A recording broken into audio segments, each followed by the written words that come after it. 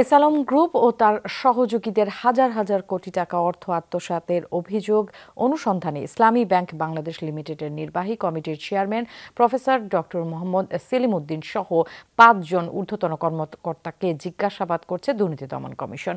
সোমবার দিনভর জিজ্ঞাসাবাদের মুখোমুখি হন তারা। দুদক বলছে, তদন্ত শেষে পরবর্তী পদক্ষেপ নেওয়া হবে। শ্রীলঙ্কা আবারও রপ্তানিতে শীর্ষে।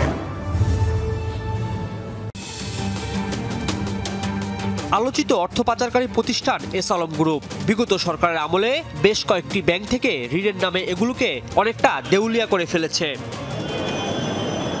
এসব লুটপাটের ঘটনায় সোমবার ইসলামী ব্যাংকের ইসি কমিটির সাবেক চেয়ারম্যান সেলিম উদ্দিনকে তলব করা হয়েছিল দুদকে। সাথে ছিলেন ব্যাংকের বোর্ডের সাবেক ইসি সদস্য নাজমুল হাসান ও পরিচালক সিরাজুল করিম সহ মোট ৫ জন। জিজ্ঞাসাবাদ শেষে পরিচয় গোপন করে দুদক কার্যালয় ছাড়েন তারা। অভিযোগ রয়েছে মেসার্স মুরাদ এন্টারপ্রাইজের স্বত্বাধিকারী গোলাম সরোয়ার চৌধুরী, জুবলি রোড শাখার গ্রাহক ইউনাইটেড সুপার ট্রেডার্স, খাতুনগঞ্জ শাখার গ্রাহক সেঞ্চুরি ফুড প্রোডাক্ট সহ অন্যান্যরা ঋণের নামে হাজার হাজার কোটি টাকা ইসলামী ব্যাংক থেকে আত্মসাৎ করেছে।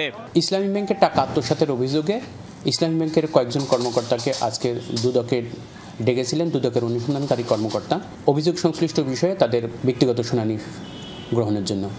এদিন ৮ জনকে ডাকা হলেও দুদকে এসেছিলেন ৫ জন। আসেননি এস আলম গ্রুপের চেয়ারম্যান সাইফুল আলমের ছেলে ও ইসলামী ব্যাংকের সাবেক চেয়ারম্যান আহসানুল আলম। এ ঘটনায় আগামী ৮ ও ৯ ডিসেম্বর বাংলাদেশ ব্যাংকের ১৭ কর্মকর্তাকে তলব করেছে দুর্নীতি দমন কমিশন।